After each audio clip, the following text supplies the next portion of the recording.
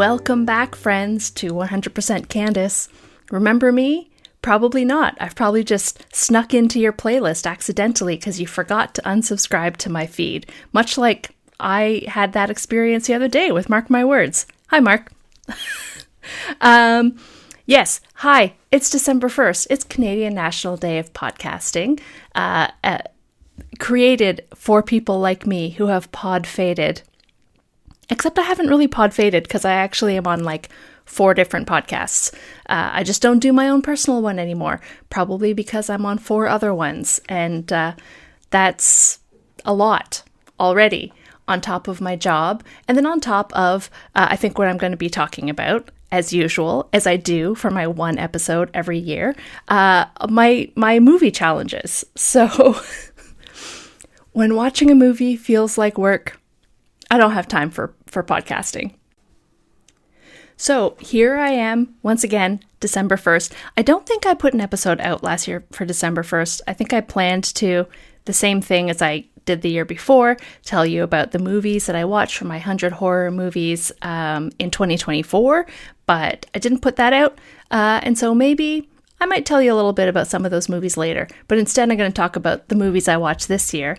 I'll also mention I am doing a number of different movie challenges this year because I really like them, because they push me out of my rut of watching the same thing all the time, or out of watching the same type of thing all the time. Sure, I could watch every single one of the Nightmare on Elm Street movies and the entire Halloween whatever that trilogy is. It's like a number of trilogies in a row. Or all of the Jason movies. But instead, I push myself to watch things I've never seen before. So then I get to expand my vocabulary, as they say. So I'm also, this year, watching every single Alfred Hitchcock movie, which it turns out he had way more movies than I've ever seen. And I watched a lot of Hitchcock movies when I was a teenager because I wanted to be a movie nerd so badly. And job well done, achieved, obviously.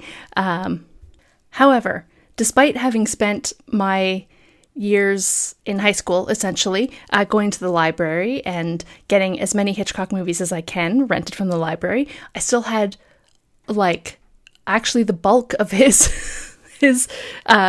filmography that I had yet to see. So the reason that I am watching every Hitchcock movie, in case you don't listen to any of my other podcasts, where I have also talked about this on my other shows, because I talk about movies on those shows too. That's what I do, talk about movies. But in case you haven't listened to any of those, the reason that I'm watching every Alfred Hitchcock movie this year actually came from an idea from John on Nightmare on Film Street, which is a great little Canadian podcast about horror movies, hosted by John and Kimmy, and it's really fun and also has great merch. I have so many t-shirts from their shop. It's not embarrassing. I love it. But early on this year, at some point in time, maybe it was the end of last year, he came to a realization. Maybe he heard it from someone else, who knows, but he talked about it on the podcast, and I went, that's a great idea. So Alfred Hitchcock released his very first movie in 1925, which is 100 years ago, in case you can't do math. 2025, 100th anniversary of Hitchcock's first movie, which is The Pleasure Garden, which I think I'm actually going to save that one for the very last movie watched, because I haven't watched it yet. And now I'm sort of so close to the end, I'm like, I should just save that one, and it should just be the last one. Besides the point. So he put out his very first movie in 2025, first feature-length film with him as a director.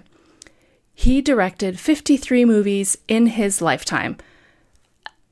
53 English language movies. Because there was this weird, German movie that was actually just a remake of one of his movies. I don't know, it was weird. But so that one doesn't count. That's Mary, doesn't count. But he put out 53 feature-length films, one of which has been lost to time. Prince didn't get saved, probably on the silver nitrate film that just exploded in some fire somewhere. Nobody has any versions of that movie anywhere. So that leaves 52 available Hitchcock movies. And there are 52 weeks in a year. And being as this is the 100th anniversary of the first Hitchcock film, wouldn't it be fun to watch one Hitchcock movie every week? I'm sure that would have been fun. Of course, that's not actually what I did because, that's just watching. Sometimes I just can't get around to watching a Hitchcock movie every week. And so some weeks I've watched 2 or 3 or 4, and other weeks I've watched none. However, at this point I have watched, I think I'm at 43. I am behind. I'm at 43 of his movies watched, so I have 9 left to go, and I think we have 6 weeks. So I'm doing all right. I'm doing fine. I can make it work. I have had some trouble finding, accessing a few of these movies. Some of them are simply watched on YouTube from someone filming it from their TV, or who knows, some sort of weird sketchy thing. Not many of those, but the library has been super helpful.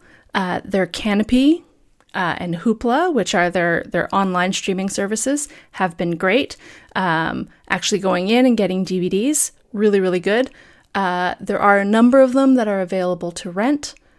I owned a fair number of them and own a few more now because I have made a few purchases.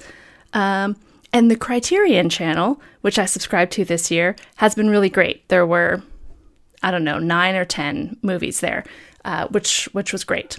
So Hitchcock is one of my things I'm doing this year. Only one of his films actually qualified as a horror, and it's one that I had seen before, of course, being Psycho. So technically, I couldn't do any of the Hitchcocks during my 100 horror movies in 92 days challenge, which for those who are new or don't remember, that's August 1st to October 31st, watching 100 horror movies, which I have never seen before. So actually, you know what? Hitchcock made 2 movies that kind of qualify as horror. 3, I think, actually. I think The Birds, some people say, is horror. I don't really think of it that way. But there was actually a giallo-style movie that I did get to watch, which was called Frenzy, which was really weird. Let me just tell you right now, Hitchcock's, post-1961 movies, I don't know. He might have, he didn't lose his touch, but it just, he was definitely from a different age. So the movies are weird. The later movies are very, very, there's just something that doesn't sit right about them. But 100 horror movies, which I did this year, and I completed. I watched exactly 100 horror movies from August 1st until October 31st. And here are a few of the highlights. The best movie that I watched in this challenge was called Revenge. What's interesting is that this is Coralie Fargeat's first movie. She's the one who wrote and directed The Substance, which everybody has gone crazy for since it came out late 2024 with Demi Moore. Revenge is the movie before that, and it is so much better, at least to me, I guess. It's just this, it's a rape revenge film. It's an absolute action movie star powered sort of thing. Jen is this woman who is sleeping with a French man who is rich and who is flying her around places. I think she knows that he's married. I can't remember, but I think she knows that he's married, so she's, kind of knows that this is not really on the up and up. They go away for a weekend, and then 2 of his friends show up at this, in the middle of nowhere cabin because they're doing a hunting trip for the weekend, the 3 of them, and then she's there the whole time, and it immediately becomes uncomfortable because there's this one very attractive young woman with 3 men with a lot of guns, and things don't go well. And you can imagine what happens. And then, then she gets her revenge. And it's amazing. So that's one I highly recommend. Go see Revenge. There is so much blood, though. So much blood. More blood than is actually in human bodies. But that's that. I watched The Toxic Avenger, which is kind of embarrassing to say that I haven't seen it. And it's probably not entirely true. I probably did see it when I was younger, but it didn't make that much of an impression. There were a few things I remembered, but is it because I've just seen those clips in different, movies about horror movies, or do I actually remember it from when it happened? I don't know, but I watched it, and it was fun, and shocking, and basically just offended every single sensibility I had. It was incredible. There's just absolutely nothing was off the table to make fun of in this movie. And so they made sure to make fun of all of it, because then it's fine. You're not really punching down. You're just punching straight across. Everybody punching up, punching down, punching across. Everybody will be equally offended by this movie. It's kind of amazing. I guess that's the beauty of independent film. When you're making your own movie and you're funding it and you're distributing it and you're releasing it, you can just do whatever you want in there. And boy, did they take advantage of that. Let's see. Something that was a little bit different. Well, I watched a bunch of newish ones that people have, heard about, like Weapons and Good Boy, which was so good. I kind of was surprised by how much I enjoyed Good Boy, because I don't really like dogs. But I liked this dog, which was really surprising. The Long Walk, which was a challenging film to sit through. It was very violent. Let's see, some other newish ones. Heretic, depending on your point of view. That's the Hugh Grant as a weirdo atheist, sort of challenging two Jehovah's Witnesses who come to his door. Wolfman, which is sort of a remake of The Wolfman, which I also watched. Watched the original, which I had never seen, and the remake. And let's see. I would say the movie that I most recommend people watch, though, and I'm going to talk about this later this week. We do a little movie roundup for a local group here, and I'm doing that this week. I think everybody needs to watch the movie Slay this year. And it's not Slay like Santa's sleigh. It's Slay like RuPaul's Drag Race. So Slay is a vampire siege film about 4 drag queens who go to a roadhouse in the middle of probably a red state. Definitely not a place where the audience is particularly going to be looking forward to a drag show. They think it's some sort of mix-up, that they're booked there instead of where they should be, which is anywhere else. But they do their show anyways. There are some bigots in the audience. There are also 2 little baby gays in the audience who are so excited that a drag show is happening in their town. And while this is all happening, Vampire Siege erupts. And essentially, by the end of the movie, hearts and minds are changed. And it's beautiful. And it's so much fun. And it's hilarious.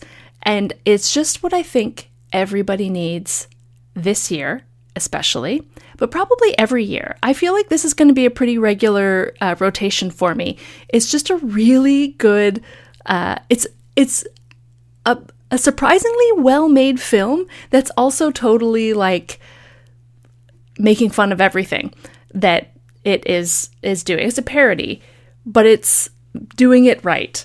And it's also beautiful. So everybody should be watching Slay. And let's see. And because everybody always appreciates a really bad movie, I of course watched a number of really not great movies. But let's see. One that I think was probably not great, but kind of dumb fun, is a movie called The Sand, which is a bunch of kids after a graduation party at the beach. They wake up on the beach. They don't wake up on the beach because everybody who was on the beach has been devoured by the sand. So they wake up, one guy who passed out on the picnic table, a couple of people who are asleep in the car, a couple of people who are up in the lighthouse or the lifeguard tower. They all wake up and realize that the sand is eating people, and it's great. It's very fun. It's very dumb. Just like terrible. However, kind of hilarious. Let's see, my review here reads, terrible acting, god-awful CGI, crap editing, but do you want any of that in a movie where the sand is eating college students in bathing suits? Absolutely not. Nobody wants the sand to be a well-made movie, so it's a good one for group viewing to make fun of. That's what I'm going to recommend for that. So I think that's it. For a whole year, I can't make up for a whole year in one episode. So there you have some highlights from this year's 100 horror movies, as well as now you know what my Hitchcock thing.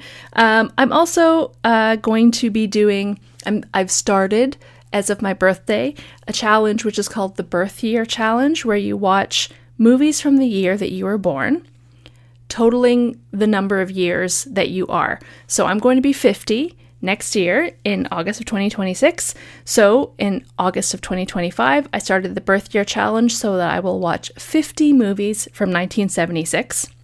I have already watched a few movies from 76 because it wasn't a bad year for movies. The Omen, Carrie, The Town That Dreaded Sundown, Rocky, Taxi Driver, these are all movies that came out in 1976. So it's not really a slouch of a year, but I have to come up with a bunch more of them. So far, I have watched I've watched 4 because I managed to get 4 horror movies from 1976 into my horror challenge. But I will be looking for suggestions from movies from 1976 that I should be watching that don't have to be horror movies. I do like other types of movies. Believe it or not, I do. So that's it for this year. And let's be honest, it's definitely the last you're going to hear from me for at least 12 months. So thank you. It's, we're just doing our best out here, right? We're all just doing our best. So if you do want to hear from me more often, you can listen to any of my other podcasts. So the Village Podcast from the Bookshelf, myself and my friend Steph, who runs a bookstore and theater here in Guelph, talk about the books that we're reading, some movies that we watch, music, just general life stuff. So the Village Podcast by the Bookshelf. Every third week, you can hear me on End Credits Radio, or End Credits Show. I guess he took the radio out of it because it's also a podcast. It airs first on our community radio station, and then it becomes a podcast. So every third week, I join my friend Adam. We review some new movie that came out this week or in the last couple of weeks, and then we do a little general talk about some sort of movie topic. And then he has, because I'm only on every third week, he has a couple of other co-hosts, and sometimes we have guests. And so at Halloween and at Christmas, and sometimes, some time in the spring, we'll do sort of a group thing thing where 5 or 6 of us will all get together and we will count down a bunch of movies based on a theme. So that's End Credits Show. You can also hear me occasionally. I haven't done an episode in a while, but my friend Troy has a podcast called Do You Want to Party, which is a Movies by the Minute podcast about the movie Return of the Living Dead, Dan O'Bannon's masterpiece, ? So I'm on that every once in a while. My first episode, I did episode 10, and then I've done, I don't even know, 8 or 9 episodes since then. Probably even more. I have lost count. But you can listen to past episodes and you can tune in because I'm sure I will be on again soon. And then finally, again, my friend Troy also has another podcast, Planet Geek Productions. And over this summer, we did a movie draft. So myself and 5 others. So there are 6 of us. We all created our own little production companies, and we drafted which movies coming out from May until the end of September, roughly. So summer blockbusters. So which movies would be our sort of production company, movies. And then every week, as a movie came out, we chatted, we got together, we kept track of the box office, and then at the end of it all, I think probably about the first week of October, we did another sort of group session where we found out who made the most money, which one of us and our movies made the most money. It was not me, but I think I came in 4th, which feels reasonable, considering that I went in basically wanting just all the movies I wanted to watch. I did take a few other movies, and I lost a few movies I wanted, but, there we go. So we'll probably do that again. And then teaser in the spring, I think, next year. I will be starting a new podcast with my friend Troy. But I won't tell you about what it's about yet. It will be about a movie. It will be a Movies by the Minute podcast. I will be an actual co-host, not an occasional guest co-host. And it's a fun movie that I only watched for the first time last year, and I'm very excited to become obsessive about it, because I will have to spend every week talking about another minute of the movie for, 80 weeks or something. So that will come in the spring sometime, and I'm sure I will tell people more about it then. But probably not on this podcast. It'll probably be on my social media. So feel free to follow me everywhere at Sin48, that's CINN48. And by everywhere, I mean everywhere except Twitter, because that just doesn't exist anymore. But I am literally everywhere else. So just come find me, Sin48. Happy Canadian National Day of Podcasting, friends. I know there's only about 7 of you listening, but it's all the same 7 who put out their own episode today. So, yay, solidarity? Sure, why not?